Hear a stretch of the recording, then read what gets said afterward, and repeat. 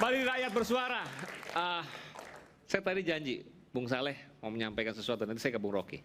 Jadi begini, kalau Pak Refli Harun ini ngeritik Partai Amanat Nasional itu biasa aja sebetulnya. Sebab jangankan ke PAN, ke Zulkifli Hasan misalnya. Sedangkan dengan Jokowi saja bolak-balik dia kritik ya kan. Prabowo bolak-balik dia kritik, nggak ada masalah kan. Dalam negara demokrasi hal-hal seperti itu oke-oke saja. Kita nggak pernah marah juga. Tapi yang jelas Partai Amanat Nasional itu merasa kita ini sebetulnya partai yang benar, partai yang lurus, partai yang memang sesuai dengan aturan perundang-undangan. Jadi masih konsisten sejak reformasi sampai sekarang konsisten? Ya masih konsisten, apa yang beda? Jadi kalau misalnya tadi dikatakan bahwa kami tidak independen dan seterusnya, menurut saya KKN misalnya soal nepotisme dan lain sebagainya, kritikan seperti aja, itu.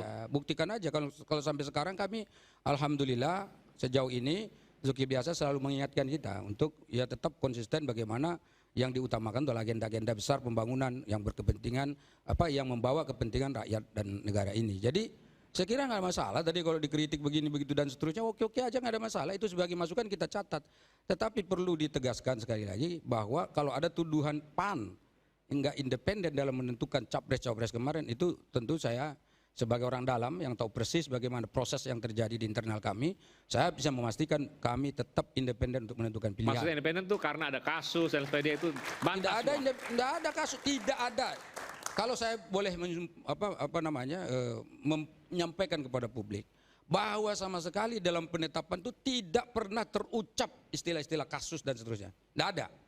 Yang jelas yang kita lihat itu adalah bagaimana melihat peluang-peluang menang dan kemudian bagaimana konsistensi kita dalam berpartai, di mana kita selama ini sudah mendukung Prabowo dan kemungkinan menangnya Pak Prabowo dalam hasil survei yang ada itu tinggi. Jadi di situ letaknya mengapa kita memutuskan untuk memilih Prabowo. Dan belum lagi misalnya bahwa capres-capres lain di koalisi lain itu kelihatannya kan belum jelas juga siapa yang akan didorong. Nah di kita ini alhamdulillah sudah ada kepastian, maka kita tetapkan begitu. Walaupun tadi misalnya kalau bicara soal reformasi maka memberantas KKN, N-nya nepotisme, sementara mendukung yang nepotisme. Menurut Bung Refli tadi, ya, bagaimana jawabannya? Bagi kami kan kalau soal itu, soal nepotisme nggak nepotisme sudah dibawa ke MK.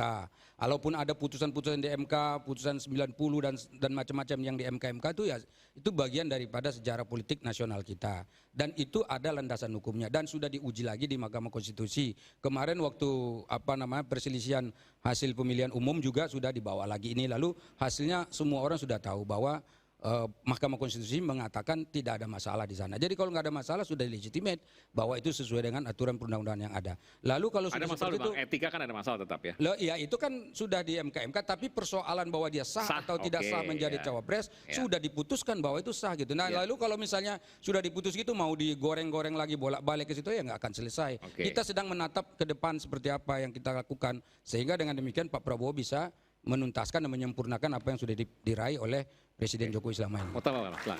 Saya kira proses hukum maupun proses politik Pilpres semuanya sudah dilalui, penetapan oleh KPU hasil Pilpres itu sudah dilakukan, proses di MK juga sudah selesai, jadi semua sudah selesai mestinya. Jadi kita jangan terlalu lama larut di situ. Ini kalau kita larut di situ juga yang kita tidak sadar yang kita lakukan proses toksifikasi sebenarnya. Kita harus move on. Jadi maksudnya yang toksik itu yang kita harus masalahkan masa lalu. Bung Refli ini masalahkan masa lalu. Bang Gis masa lalu. Ya Pilpres sudah selesai. Itu toksik gitu kan? Presiden sudah ada, presiden terpilih, wakil presiden terpilih. Kita konsen saat ini untuk ke depan. Pemerintahan ke depan 2024-2029 Indonesia seperti apa. Bagaimana Pak Prabowo mewujudkan apa yang menjadi janji-janji politiknya. Termasuk sesuai dengan topik kita di tempat ini untuk membahas tentang toxic people. Ya, kita kembali ke laptop, toxic people. Apakah itu adalah kosakata yang negatif atau netral? Saya pribadi menilai itu kosakata yang netral. Bisa digunakan oleh siapa saja termasuk PLBP sebagai pejabat publik di ruang publik untuk mempresentasikan apa yang menjadi harapan beliau untuk Indonesia ke depan. Tentu ketika mempresentasikan itu bahwa ada pengetahuan rasional atau empirik yang dipandang penting untuk disampaikan kepada Pak Prabowo selaku presiden terpilih agar pemerintah ke depan itu tidak kembali mengulang atau meminimalisir proses toksifikasi karena adanya orang-orang toksik di pemerintahan. supaya pemerintahan ke depan betul-betul diisi oleh orang yang tepat di tempat yang tepat, itu yang kita harapkan. Jadi bukan diskursusnya atau polemiknya Pak LBP bisa ngomong itu atau tidak, ya Pak LBP bisa ngomong dong. Itu sah-sah saja, Pak LBP punya hak menyampaikan itu. Apakah itu, dan kata toxic people itu kata yang lazim, semua kawan-kawan mahasiswa yang di sini itu tidak perlu alat analisis yang canggih, tafsir atau hermeneutik untuk mendefinisikan apa itu toxic people. Semua tahu bahwa toxic people adalah hal-hal yang negatif termasuk dalam konteks kehidupan berbangsa bernegara. Ketika tadi sudah disampaikan oleh Bang Refli, ada orang yang menyalahgunakan kepentingan atau abuse of power untuk kepentingan peng-peng, ya itu toxic. Dan banyak lagi. Pertanyaannya adalah apakah ini akan terus kita biarkan atau apakah ketika orang yang merupakan bagian dari sistem sekarang yang kita duga atau kita pandang bahwa ini adalah bagian daripada toksik itu sendiri, tidak boleh menyampaikan harapan agar tidak ada toksifikasi lagi atau terjadi detoksifikasi. Bisa dong. Kita harus optimis untuk itu. Karenanya menurut saya diskursus di ruang publik seperti ini, ketika topik ini diangkat oleh iNews, oleh Mas Aiman, ini menjadi yang disampaikan Bung Rocky Gerung tadi adalah proses tonik, bukan toksik, tonik untuk detoksifikasi. Bagaimana kita ke depan, pemerintahan ke depan ini bisa lebih optimis menjalankan apa yang menjadi cita-cita kita semua. Ini Bung Rocky belum ngomong loh toksik sama tonik nih. Tadi saya sempat menguping. Iya, tapi belum menjelaskan. Apakah definisi sama apa enggak kita nggak tahu nanti. Betul. Ya, yang pasti semua punya hak untuk memberikan tafsir. Terlepas dari apakah tafsir itu sesuai dengan yang dimaksud oleh yang mempresentasikan teks tersebut atau tidak, itu lain hal. Tetapi bahwa kita punya hak untuk memberikan tafsiran dan saya menafsirkan bahwa apa yang disampaikan oleh Pak LBP itu harapan baik untuk pemerintahan Pak Prabowo dan Mas Gibran ke depan. Kita harus move on, proses politik sudah selesai, kontestasi politik sudah selesai, bagaimana semua yang menjadi janji politik Pak Prabowo ini bisa diwujudkan. Karenanya diskursus seperti ini menjadi sangat relevan dan penting agar publik bisa terlibat, ada diskursus publik, ada kontrol publik. Jadi kita jangan sampai kembali hanya sekedar menerima janji-janji, terlena dengan janji, dan kita juga tidak pernah menuntut janji-janji itu dilaksanakan atau tidak. Kita terlena pada proses detoksifikasi massal. Ini yang, proses toksifikasi massal. Ini yang harus kita dobrak, kita lawan. Proses pendidikan politik seperti ini yang menjadi upaya detoksifikasi dan kita memberikan respon yang positif terhadap ini. Bung Rocky, sebelum ke Bung Rocky, nanti kan Bung Rocky ini yang lebih, saya dulu sedikit ya. Jadi apa yang saya mau nanya dari toksik sama tonik, tapi silakan ya sedikit apa aja. Yang disampaikan oleh Pak Luhut itu kan warning sebenarnya, ya kan, harus lebih hati-hati. Hanya pejabat-pejabat kita ini sering sekali mengeluarkan statement tapi nggak punya argumentasi. Ini yang membuat lemah. Sehingga kita berdebat di sini, apa sih yang dimaksudkan dengan toksik? Nah, nanti mungkin Rocky akan membuat tafsir yang komprehensif ya tentang masalah ini kan gitu. Ya. Nah, jadi misalnya begini, saya ambil contoh, kita berdebat tadi. Kita perlu 40 menteri, 43 menteri. Harusnya jangan statement dulu. Kamu analisis dulu 35 selama ini efektif atau tidak? 34. Di mana kelemahannya? Ya kan? Gitu. Satu hal lagi yang lebih aneh menurut saya, ini kritik saya juga kepada Pak Prabowo misalnya. Kita mau membuat presidential club. Ini bagaimana? Presidennya sendiri, mantan-mantan presiden ini saling nggak cocok. Nanti presiden klub ini nggak ada Megawati. Ya bagaimana? Iya kan? Harusnya upaya yang dilakukan adalah approach dulu Megawati mau nggak gabung, ya kan? Bagaimana selesaikan persoalan Megawati dengan SBY, Megawati dengan Jokowi misalnya. Nah itu baru kita nanti, oke, kita udah sepakat nih, maka kita akan membuat presidensial club. Ini enggak presiden club, tapi masih berantakan. Nah ini nggak boleh mimpin negara seperti ini. Terima kasih Bung Iman. Oke. Saya harus beri, tapi saya berikan kesempatan Bung Rocky karena tadi udah ketunda. Silakan Bung Rocky. Apa maksud Anda mengatakan toxic tonic? Nggak tahu kenapa ada istilah itu akhirnya muncul tuh. Karena Toxic biasanya ada tonik yang namanya potion number 9. Tonik. Iya, tonik. Tonik itu penguat. Iya, parfum juga. Oke. Dia ada parfum namanya potion number 9. Wanginya strawberry itu. Oke. Apa masalahnya? Toxic tonic. Jangan masuk orang toksik, jangan jadi menteri. Oke. Bagi PAN, Jokowi itu adalah tonik, itu penguat. Tapi bagi PDIP dia toksik. Jadi PAN menampung racun yang udah dibuang oleh PDIP itu, namanya Jokowi. Logiknya begitu. Saya lanjutkan ya. Apa yang kita pertengkarkan adalah kepentingan pragmatis dari partai.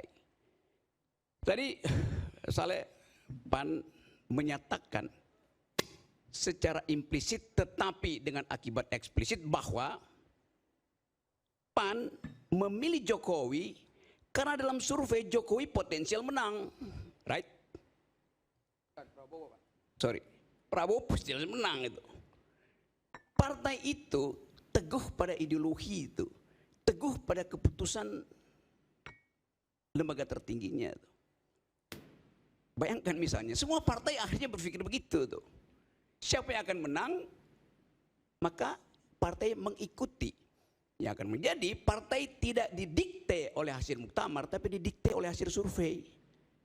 Itu toksik maksimal tuh. Dan cuma orang dungu yang mau didikte oleh orang luar. Padahal dia sendiri punya positioning di dalam politik. Itu yang saya mau terangkan. Partai itu dasar hidupnya adalah ideologi.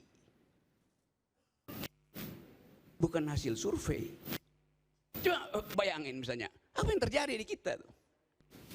Jadi sebetulnya dari awal toksik ini disebabkan karena partai tidak punya fondasi ideologi itu. Kami partai kecil, karena itu kami ikut partai besar. Lalu buat apa bikin partai? Partai itu bukan soal kecil atau besar, tapi keyakinan pada ideologi itu. PAN punya keyakinan untuk menuntun negeri ini secara intelektual. Awal 98 saya bolak-balik tuh dari LBH pergi ke tempat Bu Tuti itu buat bikin aktif kan yang namanya MARA, Majelis Amanat Rakyat. Kemudian jadi apa lagi tuh? Berevolusi akhirnya jadi PAN. Kita kumpulkan energi intelektual itu untuk membackup PAN. Jadi kalau saya kasih kritik pada PAN, ya udah itu partai yang membusuk dari dalam karena kekurangan energi intelektual lalu pergi pada energi surveyor. Ya, tapi saya mau Oke, nanti saya lanjut. Silakan. Sebentar, sedikit aja. Jadi kalau memang PAN itu katakanlah toksik karena hasil survei, sebetulnya nggak tepat, kurang tepat, sebab pada pemilu sebelumnya itu surveinya Jokowi lebih tinggi, Pak. Sebagai presiden ya. Ikut Pak Prabowo waktu itu. Iya. Jadi sebagai presiden surveinya paling tinggi. Itu 2000. Tapi pada waktu pemilu 2019. Saya tidak persoalkan itu. Tapi kita tetap milihnya siapa? Pak Prabowo. Artinya bukan karena survei yang katakan kita toksik dengan survei bahwa ini pasti enggak. Tetap ada nilai-nilai yang kita bawa di sana, yang kita merasa bahwa nilai-nilai itu pada waktu itu ada dengan Pak Prabowo. Begitu loh, Bang Rocky. Karena itu hati-hati bicara. Coba rewind 12 menit yang lalu tuh. Enggak, tapi memang begitu adanya. Ini adanya begitu. Jadi saya mengatakan ini hanya untuk meluruskan saja bahwa kalaupun yang terakhir ini hasil surveinya Pak Prabowo lebih tinggi, katakan seperti itu, bukan hanya itu saja ansih yang jadi alasan kita, tapi kan ada alasan-alasan sebelumnya. Gitu loh. Pertanyaan saya, kenapa yang bukan ansih itu justru yang Anda pilih? Kenapa bukan yang ansih itu? Jadi begini. Kedekatan kami dengan Pak Prabowo itu minimal selama 15 tahun ini. Nah, ini kan mau saya jawab kan.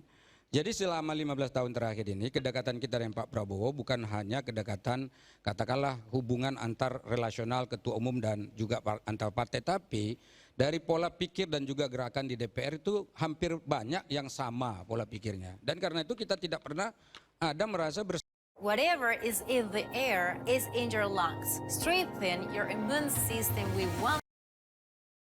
Politik yang ada dan seterusnya. Ada banyak pertimbangan lah yang menurut saya yang menyebabkan ada putusan seperti itu. Begitu, Bang Rocky.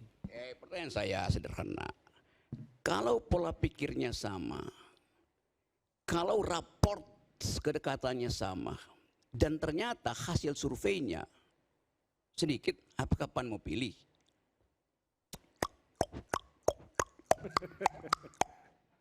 Cicak-cicak di dinding.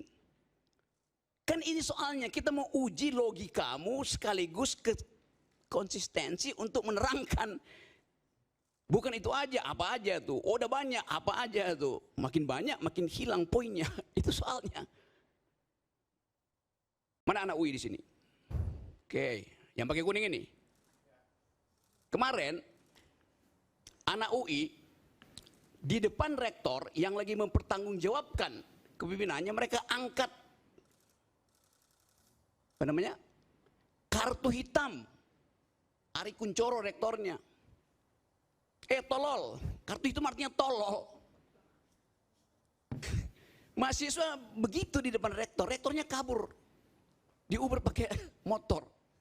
Karena ini bukan lagi kartu kuning atau kartu merah, kartu hitam. Jadi kita belajar dari keteguhan sikap mahasiswa itu. Rektornya dibilang tolol, dibilang tidak mampu menyelesaikan. Seperti itu kan? Ya? Tidak ngomong seperti itu, hanya ngangkat kartu hitam. Terus? Tidak bicara seperti itu. Iya. Setelah diwawancara dibilang apa? Saya nggak menyaksikan tapi Ya karena itu saksikan. Nggak, artinya saya mau tanya, menyampaikan seperti itu. Saya tanya kepada bahkan kalau dibilang tolol itu ekspresi verbal, ini simbolik tadi secara hermeneutik, dia angkat kartu hitam. Ditanya apa itu kartu hitam? Lebih dari kartu merah. Ya itu artinya tolol, goblok, dongok rektornya tuh. Kan masih mau bilang itu, ini rektor bodoh, dongok itu. Akibatnya apa? Rektornya nggak mau bicara, dia kabur. Coba, yuk bayangin psikologi itu coba. Nggak, saya harus ada juga. Ini kan asumsi Bung Rocky. Saya nggak tahu kejadian itu, tapi apakah menyampaikan seperti kata-kata yang disampaikan Rocky? Tapi jangan diulangi lagi karena ini tonton oleh yang lain saya juga. Menerangkan itu sebagai, oke, kalau begitu oke, saya ganti ya. Mereka angkat kartu hitam. Oke. Itu artinya kartu pujian. Itu artinya kartu mengeluk-elukkan.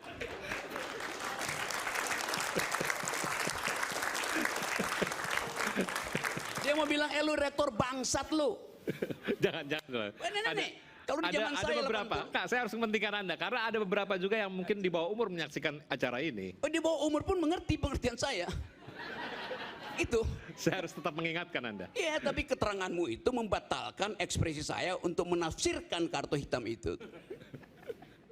Apa yang Bung Rocky mau sampaikan di situ? Ya itu yang saya mau sampaikan.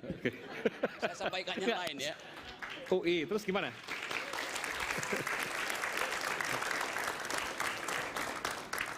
Saya sampaikan itu, kan itu tradisi UI. Saya lulus dan mengajar di situ. Jadi saya tahu maksudnya tuh. Begitu juga kalau Aiman pada satu waktu nanti pakai jaket kuning. Anda akan di-brief dengan, iya. We are the yellow jackets.